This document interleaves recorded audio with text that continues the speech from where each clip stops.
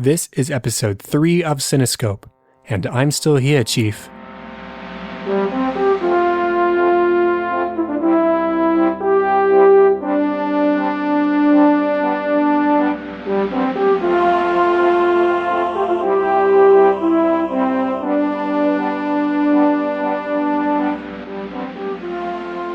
Welcome to Cinescope, where our goal is not to criticize or to assign ratings, but rather to celebrate the movies we love, exploring story, characters, music, and relevance to the world around us.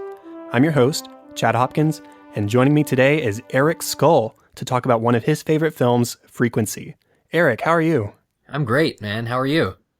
I am very excited to have you on the show. How about you tell us a little bit about yourself so people who maybe haven't heard of you before know who you are? Sure thing. My name is Eric Scull. I live in Chicago, Illinois. And if you do listen to some nerdy podcasts, you might have heard me before. I co-host a bi-weekly Harry Potter podcast called MuggleCast, which has been going since 2005. And I also have a Game of Thrones podcast called Game of Owns since the show's second season. But that's not all. I'm on another Harry Potter podcast called Alohomora. I sometimes guest on a Star Wars podcast called Resistance Radio through Hypable.com, and I'm an editor for the fantastic improvised Star Trek podcast, which you should go and check out as soon as possible. But none of those are movie podcasts necessarily, and so I've always wanted to be on a movie show like Cinescope, and I'm thrilled that you asked me, Chad. Yeah, I mean, I've been a MuggleCast listener. I checked my iTunes library. I think I have episodes on there all the way back to 2006. So I haven't been there since the very beginning, but pretty close. 2006 was once it got good. Yeah, so I'm a longtime listener, big fan. I support it on Patreon and everything. It's a great show, and any Harry Potter fan should definitely check that out. Yeah, for sure. That's been going. We actually just passed our 11th birthday, which means that we can get our Hogwarts letter now. Oh, yes, I believe that's how that works. Right. So we're looking forward to that, and term starting in just a few weeks. September 1st, right around the corner. You bet. Okay, just a couple of reminders before we jump into our discussion today. Sharing this podcast with others who maybe think similarly to you or who also love movies would be a big help, and so would rating and reviewing on iTunes. If you can hop over there, give us a 4 or 5-star review if you feel so inclined. That's going to be a big help to this podcast. Maybe get us on the new and noteworthy in the TV film category and help more people to find us.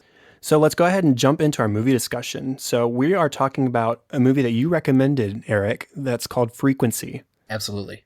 This movie was released back in 2000 on April 28th and was directed by Gregory Hoblit, who, from what I saw, has mostly directed TV episodes from shows such as Hill Street Blues, LA Law, NYPD Blue, and The Americans. So some police procedural kind of things, which really sort of puts him at home in this movie. Yeah, I didn't actually think about that. That's very true.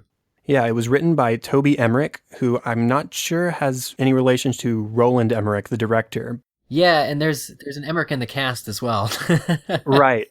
The music for this movie was written by Michael Kamen, who wrote all 4 Lethal Weapon movie scores, the scores for the first 3 Die Hard movies, the Bond film License to Kill, The Iron Giant, the first X-Men, and the theme for Band of Brothers. So he's very celebrated, very good composer. He unfortunately died in the early 2000s. I don't remember which year, but he's no longer with us. He left a legacy of great film scores, including this one, which unfortunately never saw an official release. Some of those, in addition to Frequency, are also like my favorite movies. I don't know how you feel, Chad, but like Die Hard, for instance, and The Iron Giant, very, very emotional film, and X-Men, absolutely. So you never quite know until you look up these composers, like, man, just how much they affected your life and some of your favorite movies. Yeah, The Iron Giant in particular is one of my favorite animated movies, and it's one of Brad Bird's earliest features, if not his very first. It's very good. I actually have that soundtrack on vinyl.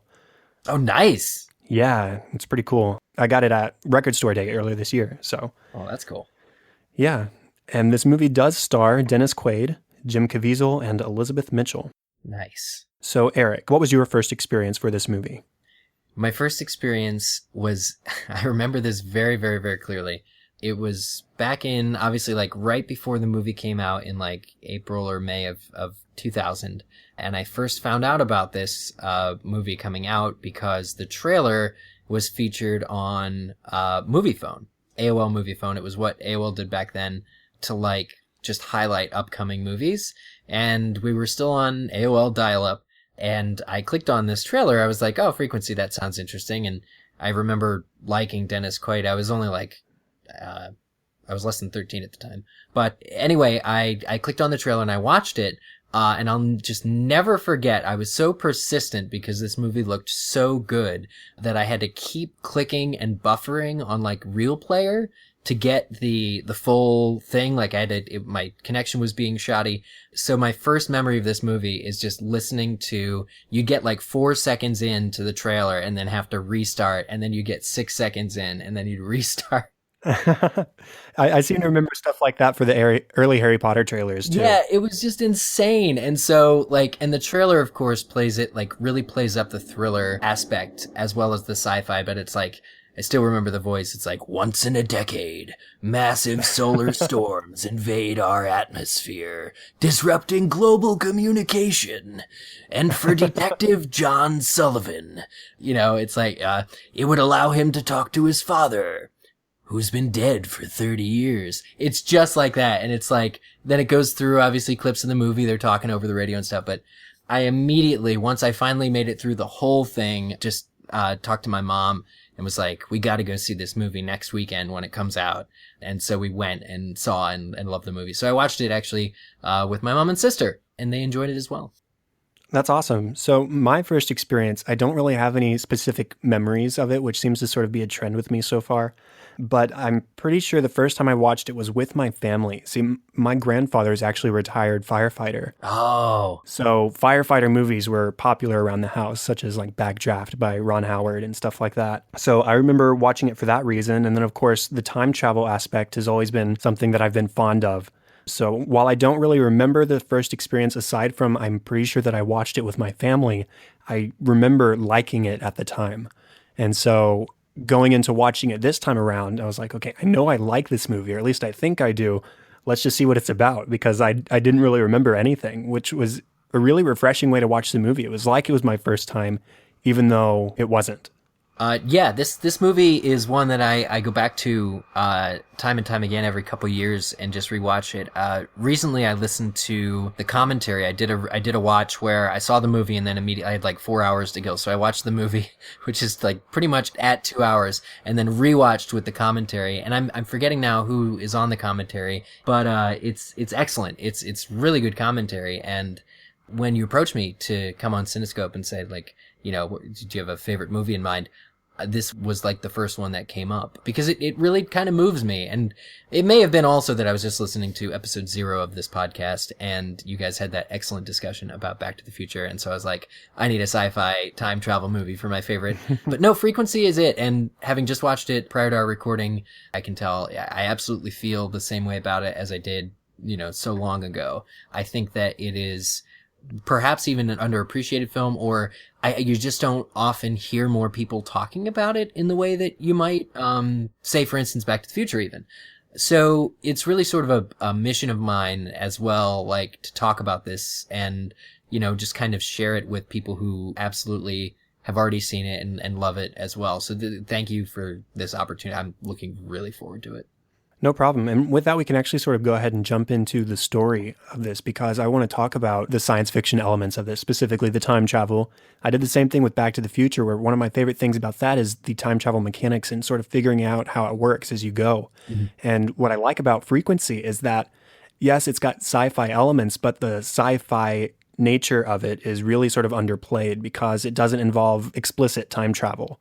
Yeah, I think at its core, it's really, there's the detective sort of thriller mystery, like murder mystery type aspect to it. But I think at its core, it's an emotional drama specifically about a father and son. Right. Frank Sullivan, John Sullivan, and their interactions with the community that they live in, and sort of, it's so character driven, and that really counts for a lot. And then you also have like a totally unique, I guess in some ways, form of time travel being utilized.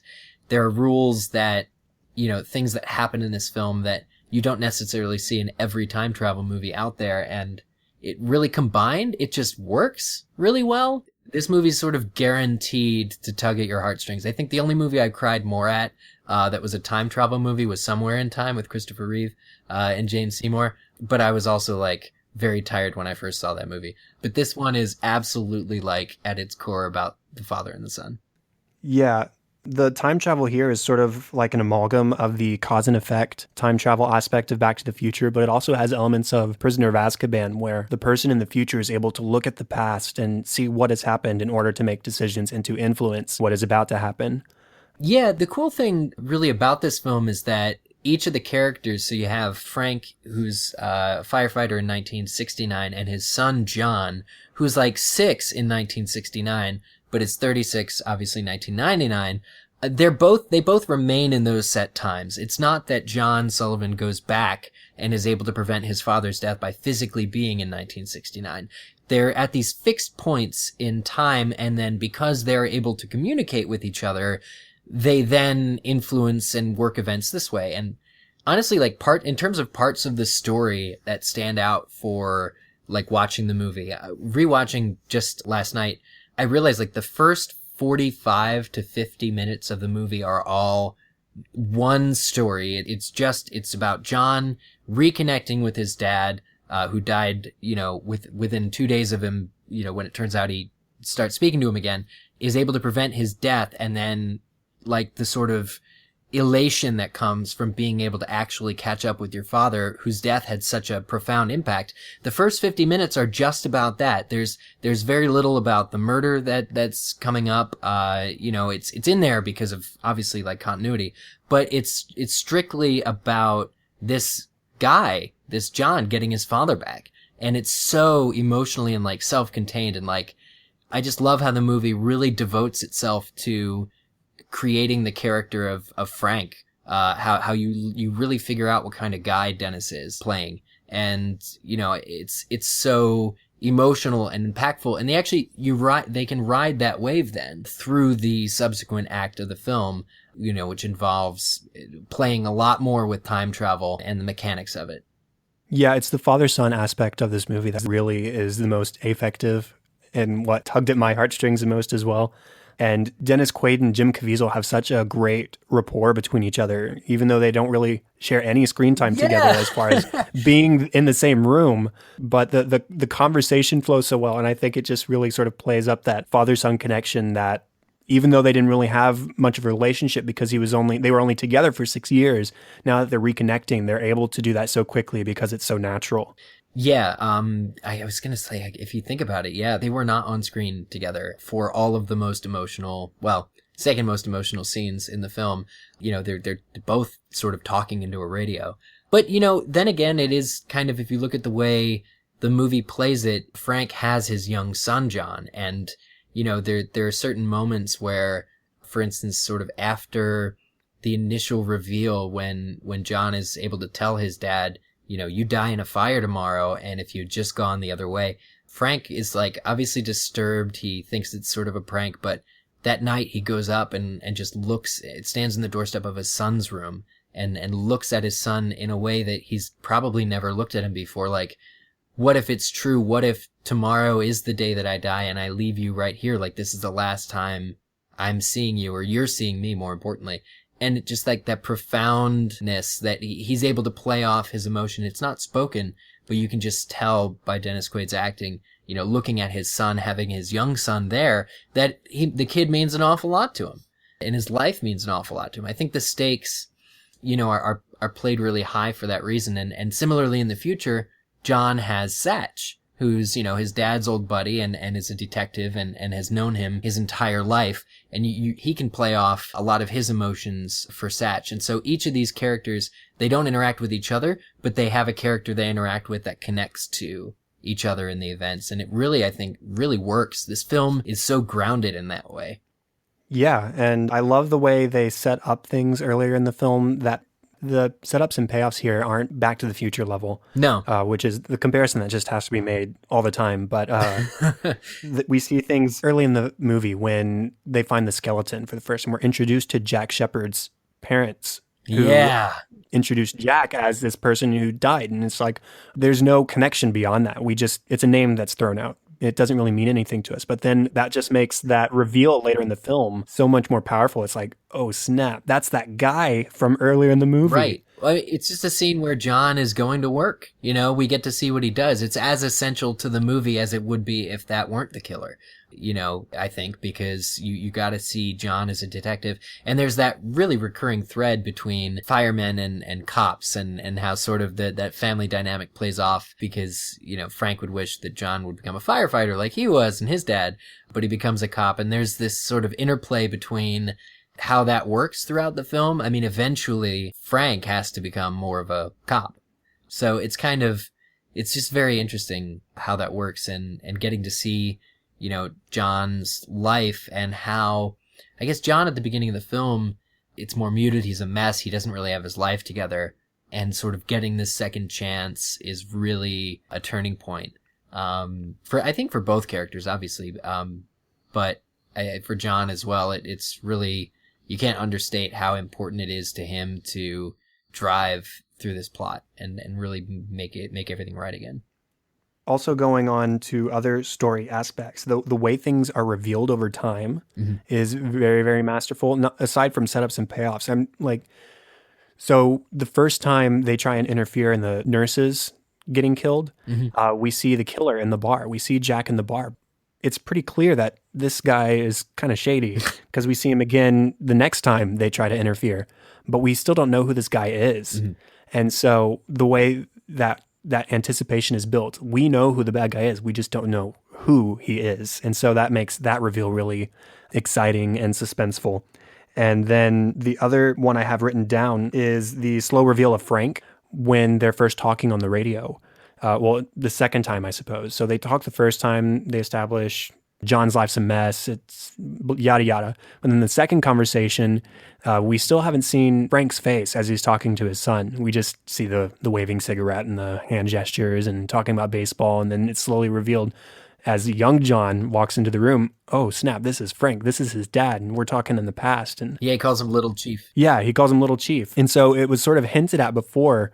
I mean, you could have guessed that we were talking to Frank, but the way it's revealed slowly and the way Little John walks in, Little Chief walks in, and all of a sudden that realization is made by both John and the audience at the same time is very, very well done, I think. Yeah, they share the radio, the call sign is the same. That was very cool. I also love, for a time travel film, I love all of if you look at it, each of the times when time has been altered is sort of revealed a little differently. Because once the movie sets up, to what you were just saying about once it sets up that there is, you know, two time frames, there's 1969 and 1999, you begin to get this ripple effect, sometimes presented in dream sequences as the future John is able to remember what has just, like, sort of the events leading up to present day 1999 based on what changed in 1969. But physically, there's a lot of actual things being changed, like the desk being burned. So when Frank, you know, accidentally, I guess it's hot glue gets caught on fire and he has to stub it out. And John in the future is like, oh, you burned the desk. Really, really cool how there's this sort of synchronicity. There's this sort of, as events are happening in 69, John in 1999 is immediately, like 1999 is being immediately impacted. That's what's so cool about these two time frames happening concurrently. Like they're at the same date, both October 10th, October 12th, whatever it is, just 30 years apart. And so actions that are taking place in the 60s are immediately happening in the 90s as a result, which, like you said, that's very, very cool. And it also addresses something that I wish that Back to the Future had sometimes addressed was, you know, when things happen in the past, the person in the future should remember them automatically, you know? I think Back to the Future, so far as I'm aware, never has really an opportunity to show that because the people who should be remembering are the ones who are time traveling. So there's a line from Doc in part 2, right, where it's the alternate 1985 and he says, oh, don't worry, the universe will change around Jennifer and Heidi. So like we can just leave them in the past. I know that's also a story issue they were working out, but essentially the reality does shift. The only difference is Doc and Marty know the difference. So for everyone else, you know, they're able to, they don't know any different. So I think it's basically the same thing, but you don't have that aspect playing a part in Back to the Future because nobody's sort of in the future when somebody else changes it. Or were you actually, you know what, when Biff goes back in part 2 and changes things and creates the tangent. I think it's a different way of looking at time, though, because what should have happened, in fact, it is different because that sort of creates another timeline, whereas this timeline is fixed, and it's as if to say there's only one timeline. So when you change it in 69, it updates 99. The only reason John Sullivan remembers both is because he is one of the 2 agents involved in the transfer of events and information. Does that make sense? Yeah, that does make sense. So I wrote down some of the cool time changes. I wanted to get back to this because it's really awesome. And again, at points it's very subtle. But the first time that something happens in the past and you see it in the future is the glass pane on sort of the den door. Essentially, Frank is having that conversation, you know, and it degrades and John says you're going to die or whatever. He's kind of mesmerized by the conversation, gets up, isn't really paying attention to what he's doing, and then, you know, knocks into the door and breaks the pane. Well, in 1999, John doesn't really notice this, but he then gets up to go to bed and walks past the window that's now fractured. We don't see it be fractured, but it's just, it's fractured immediately, which is really how the movie kind of sells visually that it's the same house and it's 30 years later and that these 2 timelines are linked. But then the movie gets like ultimately more bold, showing the burns in the desk, both the accidental one and the I'm still here, Chief, which is such a cool effect watching it, you know, happen, as you say, concurrently. Then again, though, it's different in the detective's office when Frank is back in the past saving that first girl. You know, basically just Jack Shepherd backs off because Frank is there and the ladies have bought him a drink. He like takes a call and Satch is there. He takes the call. He looks back and says, well, where is this girl? And Satch is like, who? Because he's never heard of her. You know, the file that John was looking at a second ago as the camera panned right, the file's no longer there. So we actually we didn't realize it because there's no like CGI ripple happening, but immediately, like just cold cut, there's no file there, and it's as if nothing ever happened, but time has just changed yet again. There are now, you know, that girl has no longer died. Really cool stuff.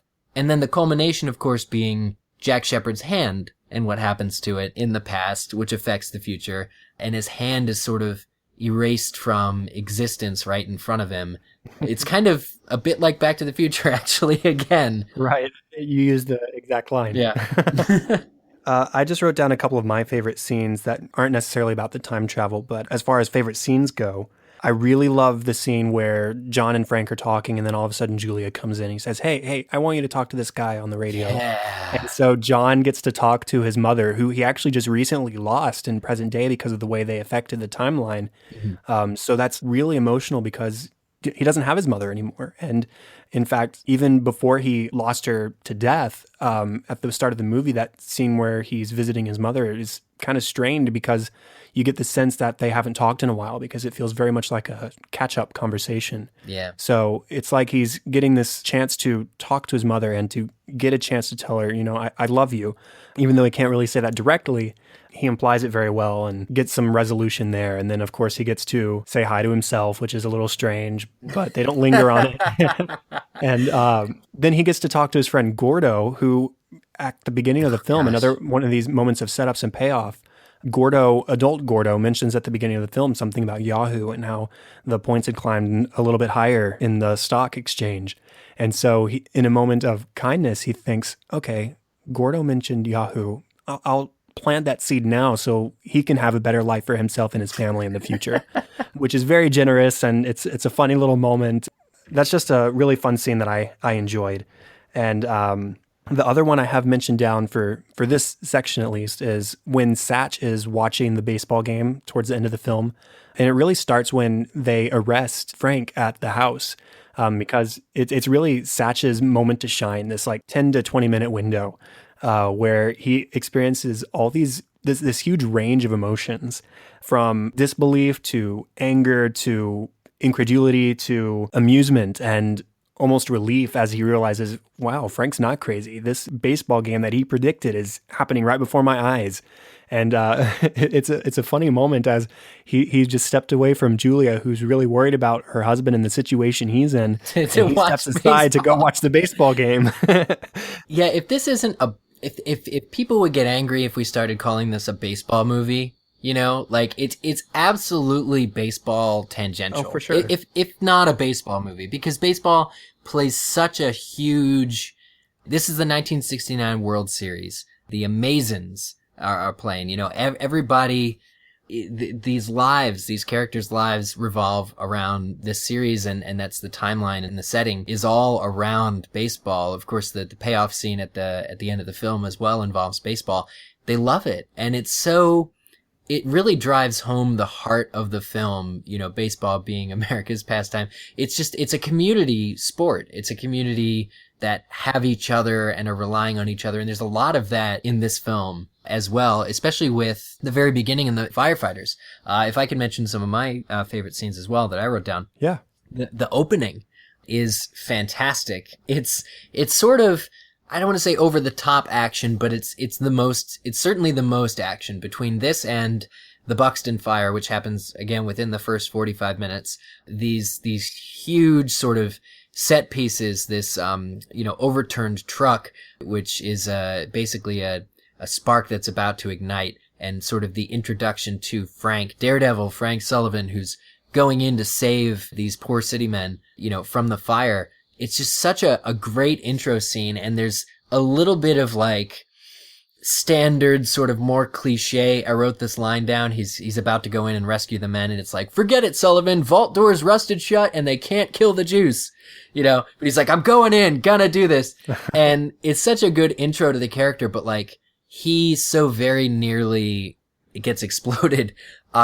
He sees sort of the wall of flame coming toward him, and the movie very like poignantly kind of hints at what this film is going to be about. I mean, Frank is staring down death in that moment, and I really saw it as a metaphor. The flames that are reaching out for him, he barely gets up the ladder and out onto the street. The flames still rise after him. It's essentially a metaphor for fate itself, like for death coming for you. Right. Which I just love. And I remember listening to the commentary, whoever it is that's running it, I think it's the director, is talking about how those actors who played the firemen were a real district of firemen, and how their influence on the film can be felt in the finished product because of that community, that sense of these men, you know, saving lives together. So a lot of those men are actual firefighters that you see in the film, and you know, they're really credited with adding an extra layer of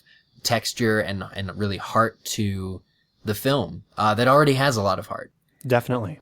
And then because I'm a big sap as well, I just love when Frank and John are able to catch up with each other after he comes back and writes, I'm still here, Chief. They're able to kind of go into a montage. This is when the film lets up from the first 45 minutes that it's just been this harrowing tale of will he or won't he survive. You know, they're able to really, really talk. It's kind of played lightly. There's John tells his dad about cell phones. He obviously informs him a lot of like the next probably decades of baseball, but there's some more touching moments. For instance, he tells him what it was like meeting his mother. He says she melted my heart to his son. You know, you can tell that you know exactly who he's talking to, and it's about his mom. And so all these moments that John Sullivan never got to have with his father, they're now having. And it's amazing how quickly you buy it that these two, you know, adult males are talking to each other, and it's this father and son bond, even though they're both probably about the same age. Uh-huh. It's just, you know, and that culminates, of course, in I love you, son. I love you too, Dad. God, that line. It was in the trailer, and I'm just bawling thinking about it. But, you know, he says, I've missed you so much. He cautions him about smoking, because once they fix the first timeline, it's revealed that Frank eventually dies from lung cancer. Like, this opportunity that's the central crux of the film is just, it's never played in sort of a goofy way. It's never played for laughs either. It's really a dramatic film at its core, which is what differs from, or how it differs from Back to the Future. You know, a lot of this stuff that's in here is is very weighted towards, this sort of emotional catharsis. Yeah, and we can use both of those scenes to jump into the character section, because I was going to mention both of those scenes in my character notes. So in the opening scene, like what you were talking about, you're right. It does a great job of introducing Frank as a character, because we learn that he's sort of a daredevil. He loves adrenaline. He's a firefighter. He rides a motorcycle. But aside from putting himself at risk, the reason he puts himself at risk is because he cares so much about other people. And he also has this extreme love for family. That scene after the opener, after the fire, where he comes home and he dances with his wife and sings Elvis Presley's Suspicious Minds. And then John walks in and he sees how much his parents love each other. He's 6 years old and he can see how much his parents love each other. Even Gordo can so see cool. It. Even Gordo's like, oh man, your parents really love each other. Like, it's, I that's probably my favorite, like, 3 seconds of the movie is when the two boys are just watching as Dennis Quaid and Elizabeth Mitchell are dancing. Because it has a very nostalgic feel to it as well. And, to a lesser extent, there is some nostalgia factor. I'm sure baseball fans probably really enjoyed the heavy use of real life outcomes of baseball games for sure. to construct the narrative of the film. But just in the very beginning too, when we're technically in space going into, kind of going into Earth, the music that's playing, you got Suzy Q, you got Crimson and Clover, and great 60s music. Heat Wave, which is what's playing before they change to Elvis in the dancing scene, which is also ironic because of the fire. But, yeah. It's so good at setting at least they work to, set the time. And there's something inherently nostalgic, I think, about childhood. We all have these memories of, seeing these things as children, or at least I would hope that we would, have seen our parents and happy. And so, yeah, that's great. And then Frank, he's also teaching his kid how to ride a bike, and Julia is able to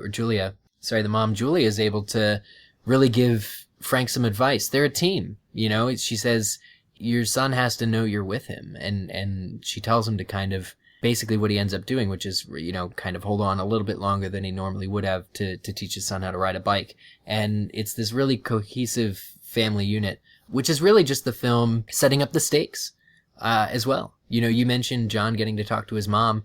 That's at a moment in a period of time where they're about to go try and stop her murder. Right. It really reminds the audience of the stakes and why it's important. And these characters work really well together and they deserve each other. And if you've been given this opportunity through the Northern Lights, or there's string theories mentioned on a TV, at some point, and they're given this opportunity to affect the past, and the characters, you just want them to have each other for as long as possible. Yeah, so on sort of the flip side of Frank is John at the start of the movie. He keeps his father's love for helping other people in his form as a police detective, but in all other aspects, his family life's a mess. His girlfriend's leaving him at the start of the film. Yeah. He's distanced from his mother. He's lost his love for baseball. So on every other term except for the public service front, he's very different from who his dad is. And it's just because he didn't have that figure in his life longer than for 6 years. So that's really difficult to watch. And because he's still at the heart of it, just a little boy missing his dad. Right before his girlfriend walks out the door, she calls him Chief. And that sort of kickstarts, because that's 2 days before the anniversary of his father's death. So it hits hard. But as the film progresses and as they're able to talk to each other and form a relationship that they didn't really ever get to have, they are able to affect change in each other. You mentioned the catch-up scene where they're just, it's sort of like a montage, like you said, where they're getting to talk through John's life and what he missed out on all this time and what he's going to get to look forward to now that he didn't die.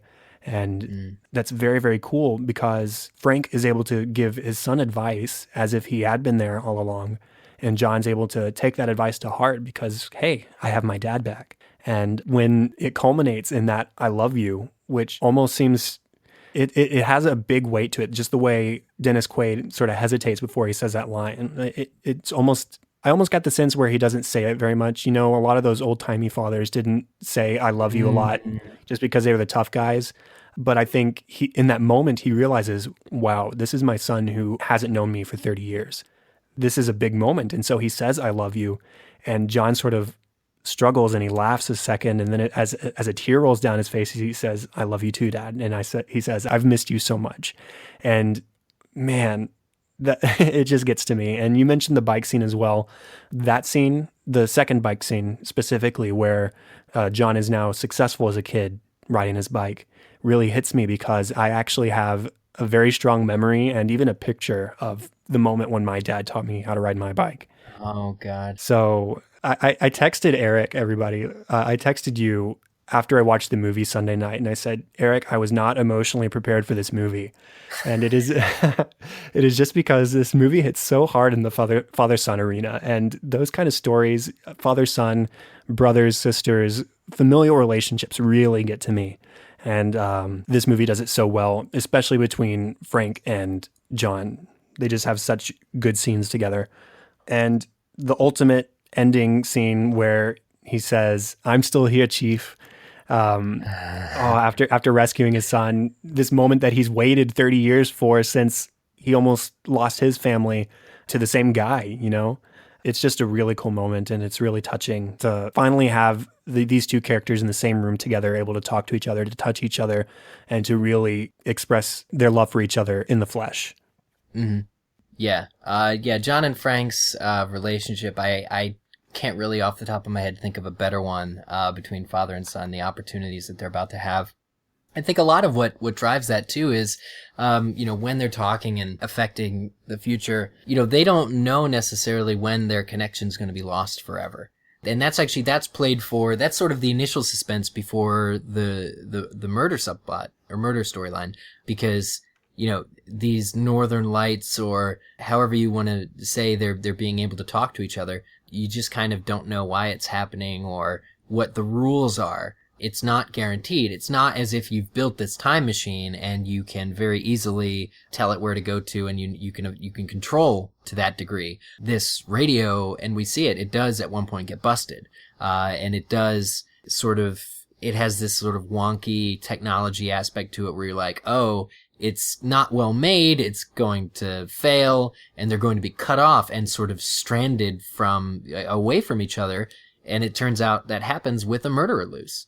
They sort of make the most out of their time together, and that's really what I think is probably one of the messages of the story as well. But their conversations are played very seriously as being, maybe this is the last time we talk. So it's so interesting, their relationship. But there's also lots of other really good characters in this film. Oh, for sure. It's centered around Frank and John, but the other characters are no small people. No, I really love the mom, honestly. I really love Elizabeth Mitchell as Julia Sullivan. She is smart.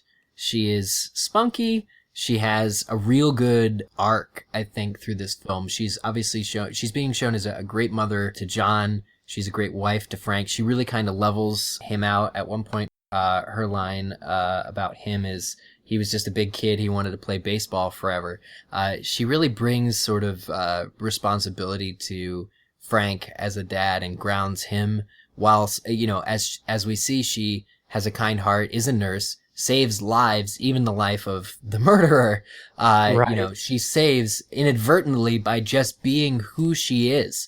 That caregiver, that provider, that person who is going to stop at nothing to protect and care. And even in the future when, John and her's relationship is strained, she can kind of see through his BS, and she realizes that when he says Samantha's, busy with exams, it means they actually broke up again, and she's not with him because he screwed it up. And she's gentle. She's exactly gentle enough. And yet she defends herself. She's not helpless. I'm thinking about when Jack at the end of the movie shows up and is assaulting her in bed, and she gives him a nice scratch across the face, which is, again, I forgot. That's one of the time shift things that shows up as well, a nice scar across his face. But she's very apt at protecting hers and also saving lives. So I absolutely love Julia. Yeah, and there's that moment in that same scene with Jack attacking when he's got John little John in his hands, and he's trying to escape while Frank has the gun pointed at him. And in a moment of distraction, she jumps on this guy who just assaulted her in the bed. And you're right, she's a fighter. She comes she's at there him. to help each other. She's protective. She just like Frank and just like John, they put others' needs before their own in a lot of ways. That's a good point. That's a great connection between the two of them too. And a connection between her and Frank. And like, you're absolutely right about her jumping in the way. She creates the distraction. I wrote this down because you're right. She creates that diversion which allows her kid to survive and, allows Frank to grab the gun again.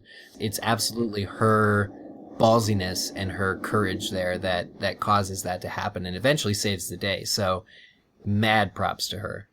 Definitely. And then other characters to mention, we talked about Satch just a little bit. Yeah. Who has his moments, and he's a fun character. He's not necessarily a focus, but he's a really grounded father figure character for John in the future. Played by Andre Braugher. Yes. And then, of course, you've got Jack Shephard, who's just like the sleaziest sleazeball out there. I mean, the moment you first see him in that scene at the bar, he's the bad guy, even though you don't know who he is. So he makes a great villain, but I never felt that he was cliched. Like he wasn't the guy twiddling his mustache, rubbing his hands together, evil scheming. It was just this sort of sense about him that maybe not everything was right. Yeah. He played that very well. Yeah, he absolutely did. I'm thinking it's relatively late in the film, but John shows up once he's found out who he is through the wallet trick, which is amazing. Probably my favorite thing in the movie about time travel that utilizes that. But John shows up and baits him, and they've never met before. But one cop to another, they sit down and start to have the conversation. And John starts showing him pictures and says, "We just found this, skeleton. Turns out she's the first. Betty knew her." And they have this such a tense, you never know exactly what Jack is thinking or going to do. Caged animals, man, they lash out.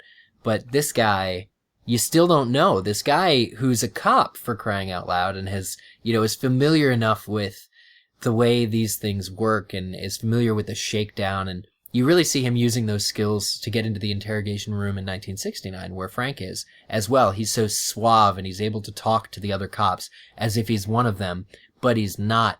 Definitely excellent acting. And, yeah, when John says to him, "You went down 30 years ago, pal. You just don't know it yet." And That's so good. They leer at each other. They just leer at each other. And it's like, you get a villain who's not under any circumstances over the top, but you really, really feel the danger. And when he's about to kill Frank in the past, when he takes his wallet and his driver's license and is about to strangle him, but then the two guys come in, he's endlessly adaptable.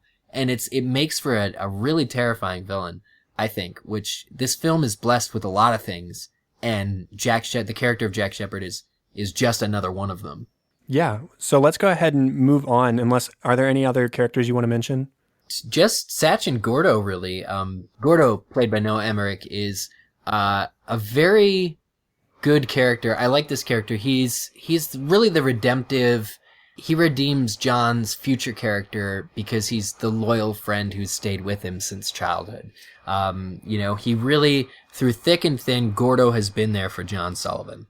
And it's actually Gordo who sets in line the events of the film, because he comes over with his kid, and they, of course, uncover, a shotgun, and then also the ham radio, which, Gordo's line is, "Let's throw it in the den, huh? Plug it in." And that's what they do. So Gordo serves a very important story function, in addition to being sort of the lighter, sort of comic relief, as you mentioned, with Yahoo, and sort of John's Back to the Future Part 2 moment, where he tells Gordo this movie's really Back to the Future Parts 1 and 2, if you want to make that argument. But yeah, so the character of Gordo, I really, really, really enjoy for that reason. And Satch, you already hit the nail on the head with, he's a good father figure for John when John does not have that father figure. And Satch probably, raised John as his own. There's a line where Frank tells him, "Satch has loved you ever since you were born. He's always had an eye on you, always watched over you." And it's, you really feel that. And John and Satch, John's able to sort of disrespect him a little bit, and Satch scolds him. at one point he's like, I won't have this disrespect, because he's also, his boss, or his presiding officer or something like that. And, the relationships are all three-dimensional in this film. There's no 2D character interaction. And so the characters are very well accomplished. So let's go ahead and move on to the music. So I mentioned earlier, there wasn't an official soundtrack release, so we don't have like track titles that we can look at now and specifically refer to. But there are really two specific moments in the movie that I wanted to draw attention to the music to personally. So you already mentioned the very opening scene, which I think it introduces this sort of film's, I don't know if I want to call it the theme, but it definitely sets the pace for the action at the very beginning and sets the tone for the start. And it really gives you this idea that, firefighting is a dangerous job. So it's a great opener to the movie as far as music goes, and just really accompanies that scene very, very well.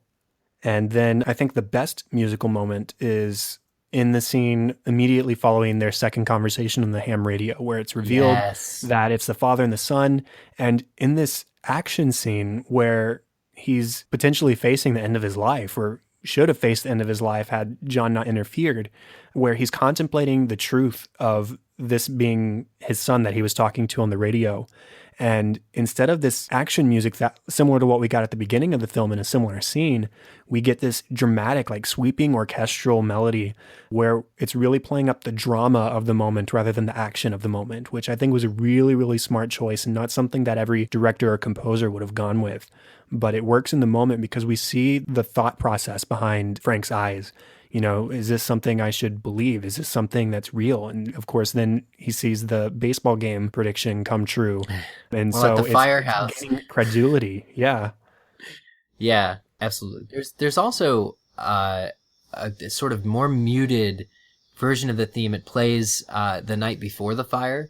And it's sort of like, it's basically like a music box that's playing. And it really, to me, screams of possibility. And it gets to the sort of the heart of what it is that they're trying to accomplish. Could we change the past? Could we affect the future? Could we make a better life for ourselves? And this theme, it's just a couple of notes going back and forth and different variations and stuff and progression. But the music is completely stellar, and I think it goes one step further at sucking you into these characters because it's allowed to be bold when it needs to be, but it's also allowed to be quiet.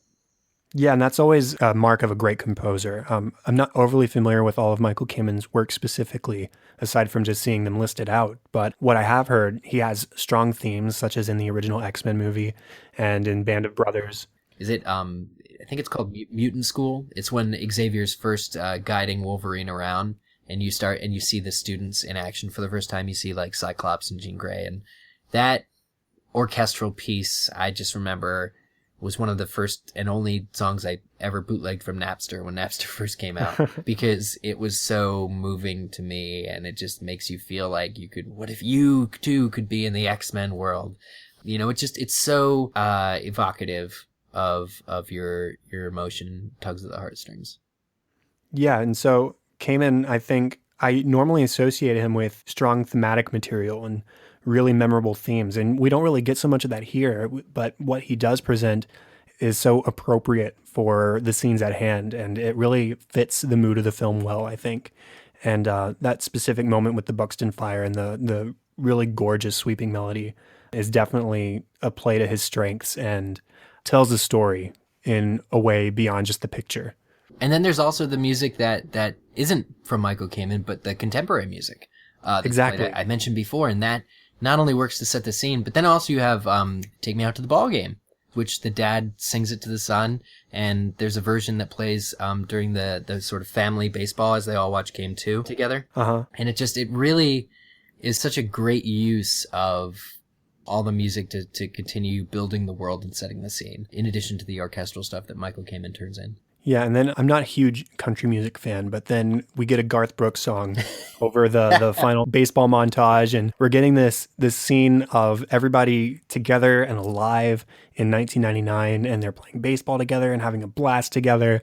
And then we get a montage of the memories that John now has because both of his parents survived, and it's really emotional. And I wrote down one specific line because this song was written for the movie. And one specific line is, "When you come back to me again and again, I see my yesterdays in front of me, unfolding the mystery. You're changing all that is and used to be." Wow. There's some great lyric writing in there, and that was one of my favorite lines. So if you get the chance to look at the lyrics for the song, which is called "When You Come Back to Me Again" by Garth Brooks, you definitely should, because it fits the movie really well.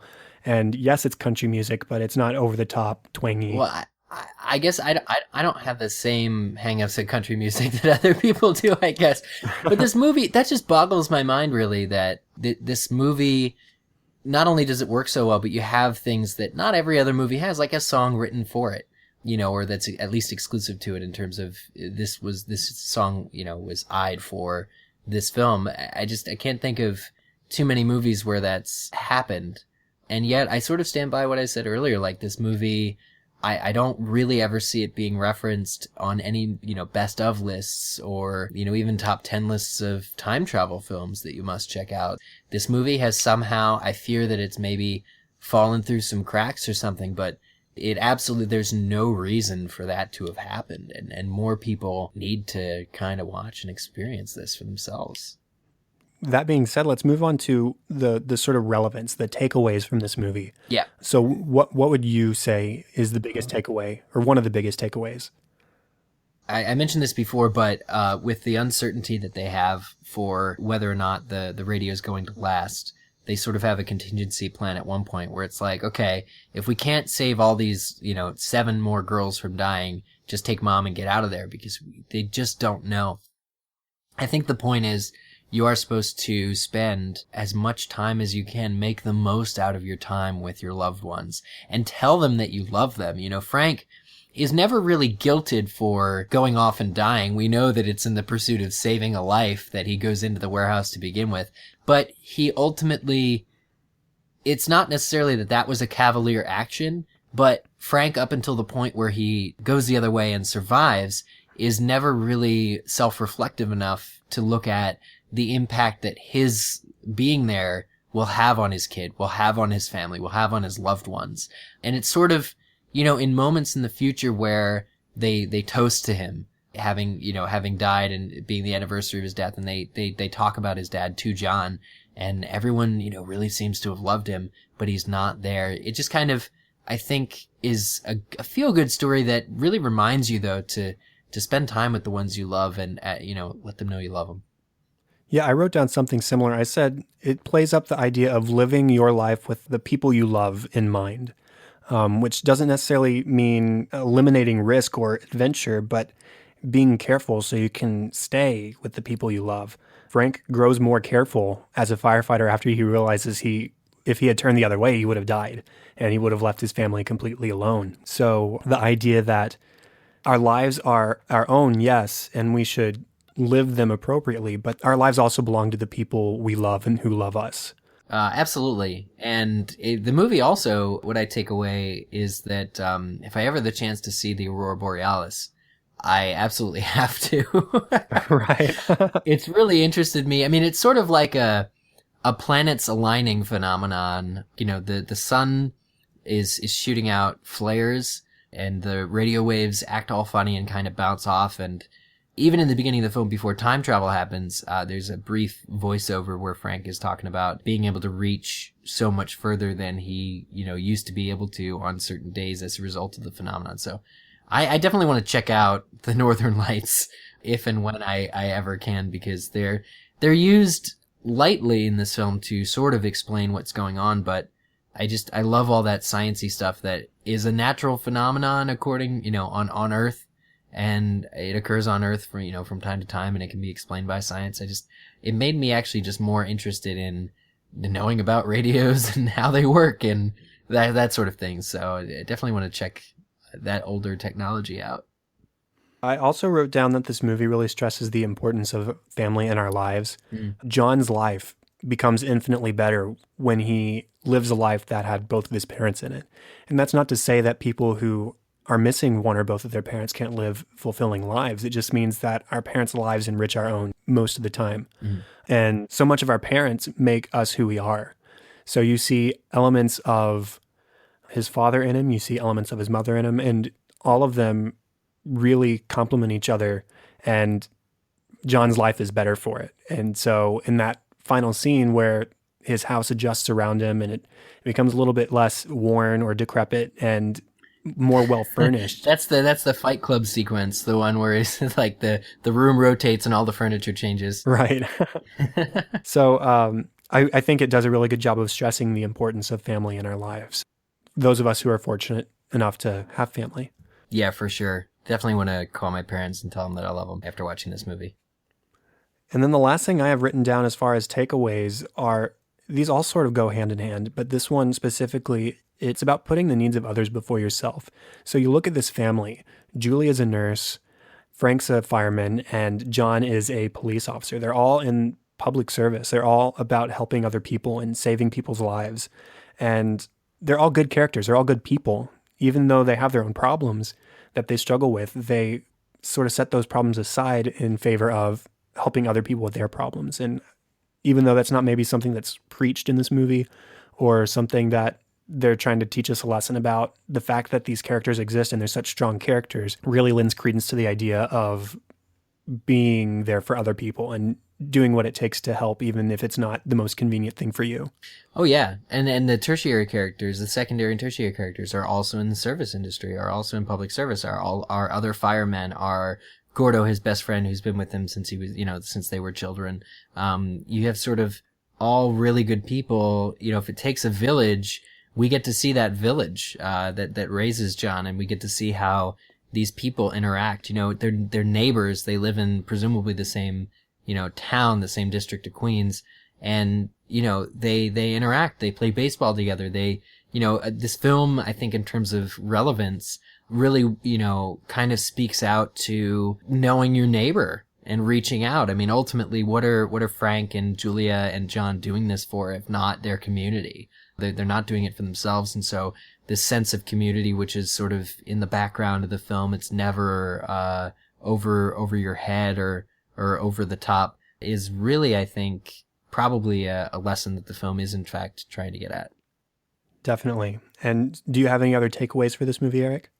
I'm honestly just kind of still trying to count all of the connections between Back to the Future. We mentioned a bunch of them, but like in terms of takeaways, I have, I think, 3 more. Okay. The reference to Florence Nightingale is a big one. The nurse killings, of course, are dubbed the Nightingale murders. And we first hear that that's happening on the radio in the very beginning of the film opening scene. And of course, it plays into when, John's own mother ends up being one of those women. In Back to the Future, Doc mentions it as Marty's mom. It's like, that's the Florence Nightingale effect. It happens when patients fall in love with their nurses. So that gets a shout out. The 30-year time difference as well, how it's exactly 30 years. Of course. 85 and 55 in Back to the Future, and 99 and 69. And also the makeup. You actually get to see these younger actors with old makeup on. It happens with Satch, probably most successfully, but also Julia's character, Elizabeth Mitchell, and in the end, spoiler alert, Dennis Quaid. We see them as much older people, and I think it works. It works better than Deathly Hallows Part 2 did, in terms of aging these characters up. It really reminds me of the Back to the Future effects, like just the way the skin is a little tighter, a couple more bags, but that's it. Yeah, it's not over excessive, and it's all the better for it.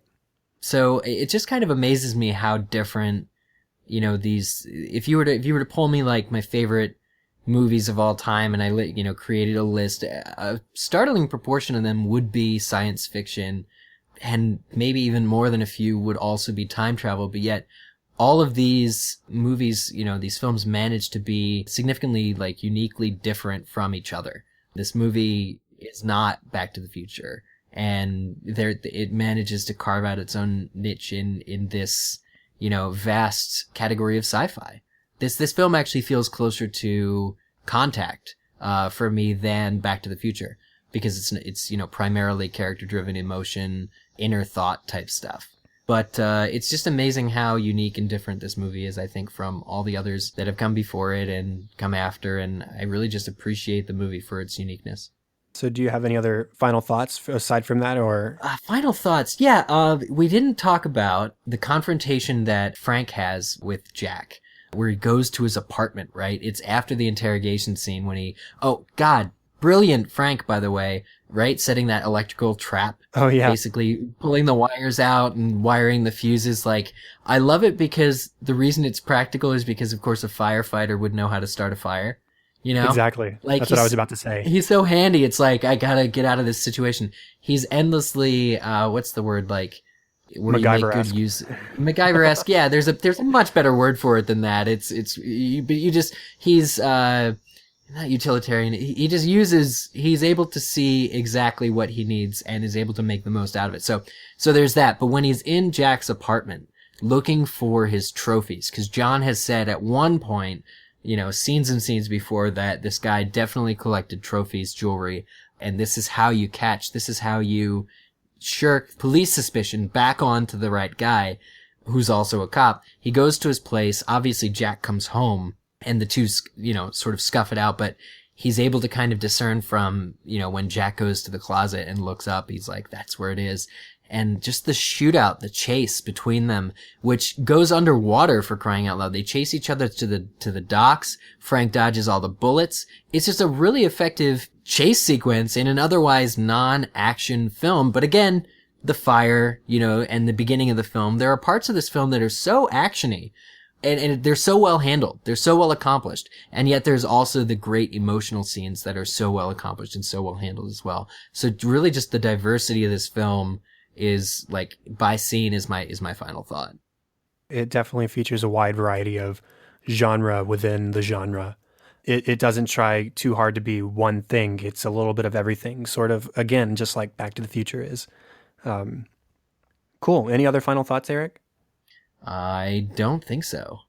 Okay, for me, the things I want to say about this movie, it features a lot of great family relationships.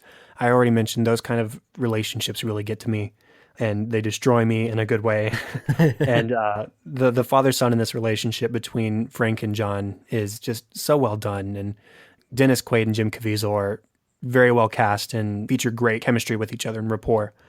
Overall, it's a movie that has good time travel mechanics. It's got effective relationships as in affective relationships, and the engaging sort of police procedural-esque storyline is just very, very well done, I think. Now, Eric, you wanted to mention just briefly the TV show adaptation that's coming to the CW in October. Yeah, this runs perpendicular to my insisting that this movie's underappreciated and not used. It looks like the CW found this film and in 2016 is creating a television series that is I have to assume at least loosely based on it. The reason I say loosely, there's no guarantee that the show on the CW will be quality, but they've managed to retain, from the looks of things, some character names, but other things are changed. So all there is now, I haven't seen a trailer for it, but according to the IMDb, Frequency, which will premiere in October of 2016, stars basically a father and daughter. Frank Sullivan and his daughter is, I believe, Raimi? Yes. Raimi Sullivan, played by Devin Kelly. And the storyline, as listed on IMDb, says a police detective in 2016, so they did update it, discovers that she is able to speak via a ham radio, plot point, with her estranged father, Frank Sullivan, a detective, not a fireman, who died in 1996, and the two must work together to change the history of tragic events to come, while also getting the chance to heal their complicated relationship. So it's very interesting it's going to be very interesting to see how the dynamic is different. I mean, father-son versus father-daughter. For one, I'm very, very interested in.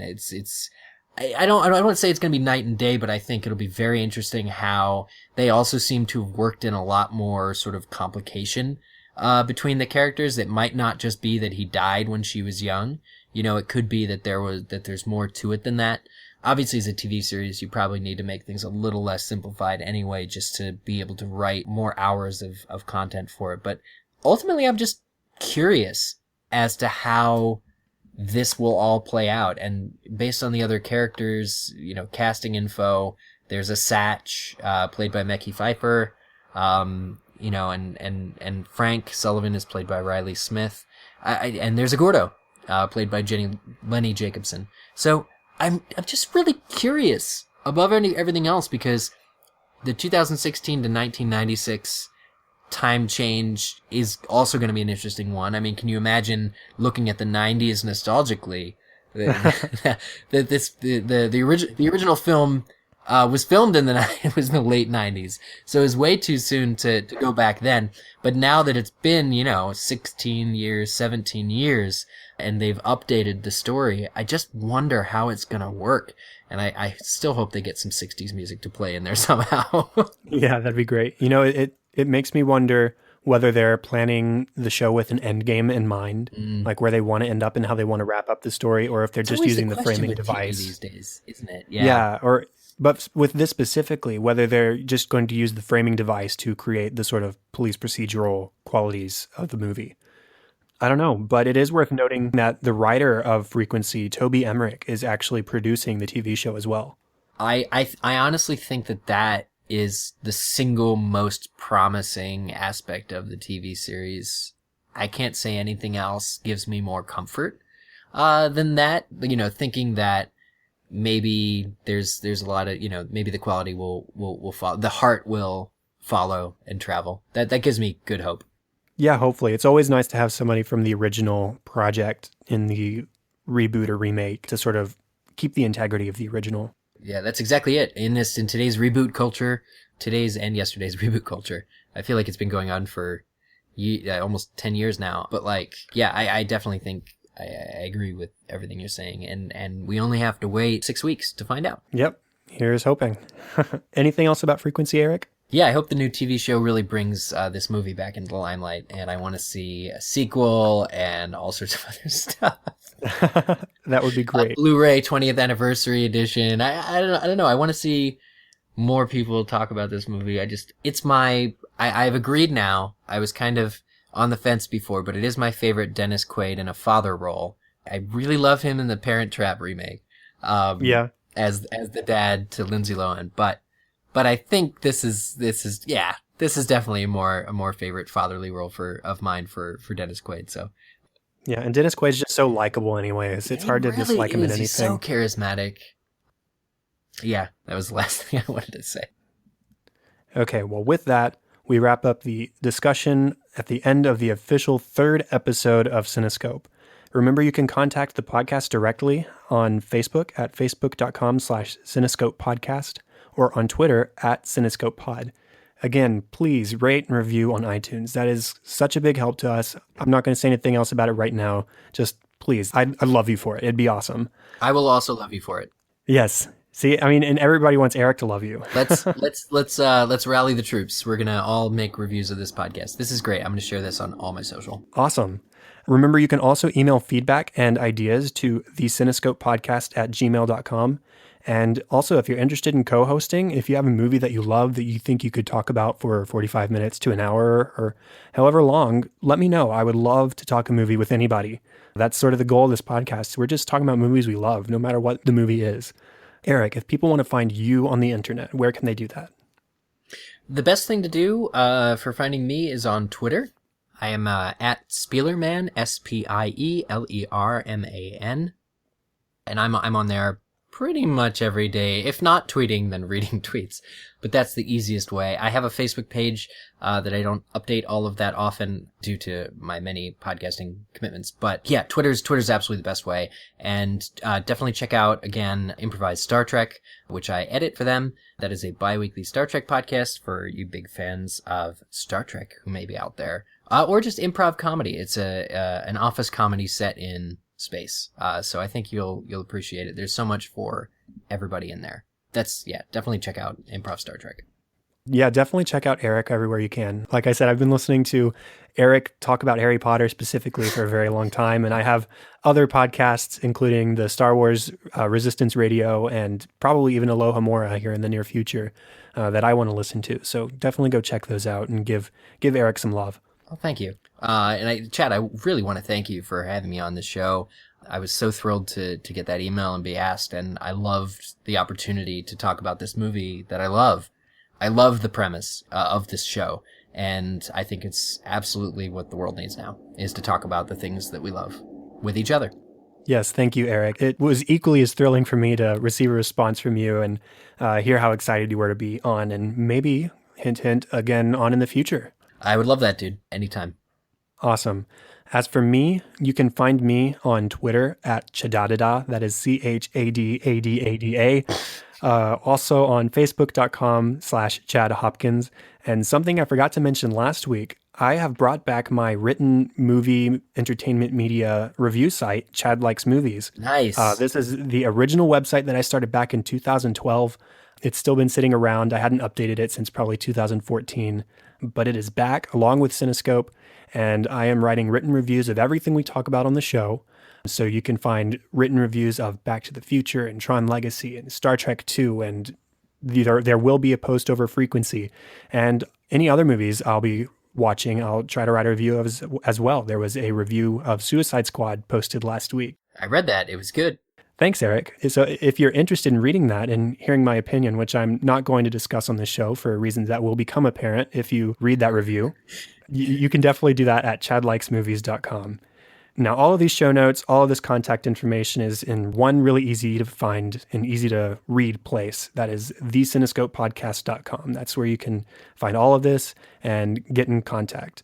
And that is all for this week. Thank you, everyone, for listening to episode 3. I'm Chad Hopkins. This was Cinescope, and we'll be back next week with episode 4. Have fun and celebrate movies.